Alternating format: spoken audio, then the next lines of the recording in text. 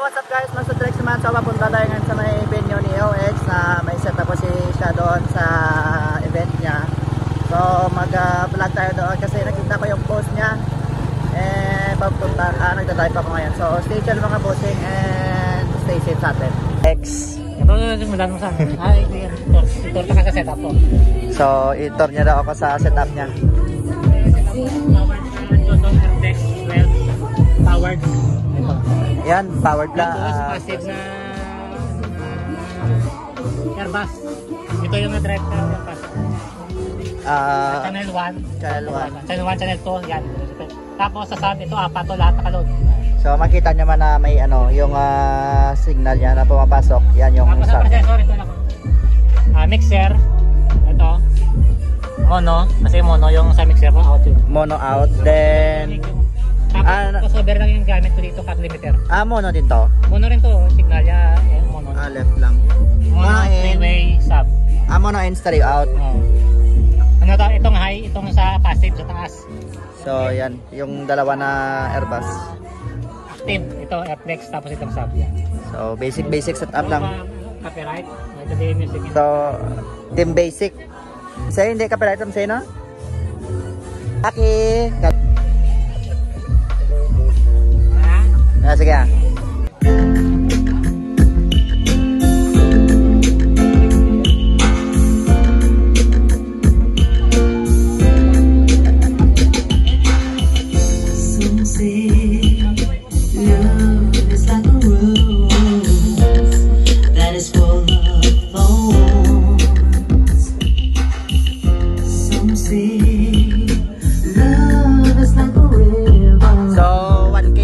Nakaload dito sa sub niya.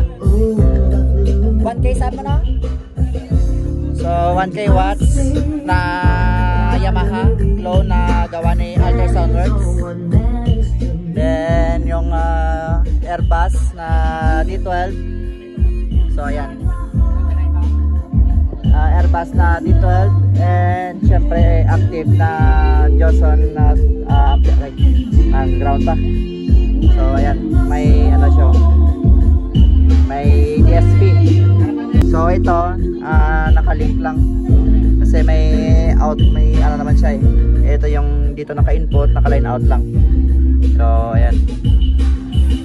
So shoutouts kay Johnson. So sana Johnson baka naman. So low freq lang. Kasi ako gustuin ko rin na low frequency, mga pang event na tulad nga ganito. Mas maganda yung low frequency.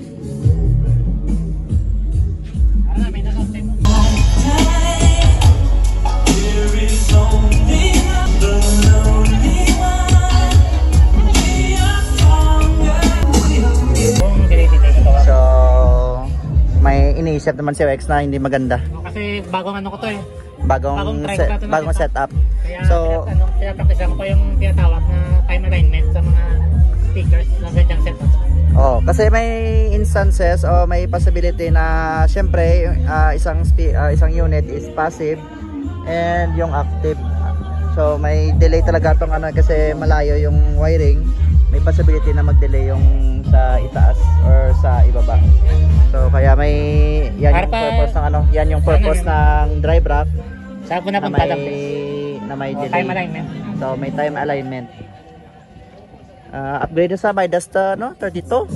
Midas no tayo din natin makaon. Ligata sa service na tumalay na lang yung Midas. So yan yung mahirap sa ipagsabayin yung active and passive. Kung hindi ka maselan, okay lang yan. Kung pang sound trip, okay lang yan. Kasi hindi naman professional audio eh. Pang lang eh. Magkano lang yung budget ng may-ari nito. Nagpa-event pala.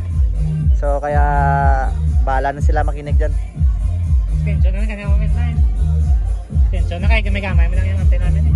Hindi na masyadong maliit lang pero halimaw kung manunog.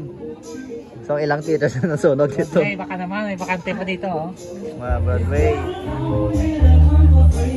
So maya sound check naman ulit. Ragatak pre. Kaya nakabugay sa to. So parang uulan pa. So 0OX nagre-ready na ng cellophane. So para yan sa mga ilaw Kasi crucial din yan na ano eh.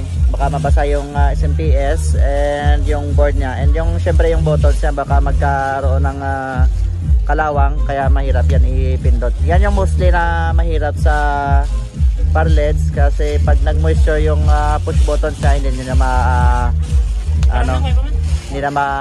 mapindot. So yan.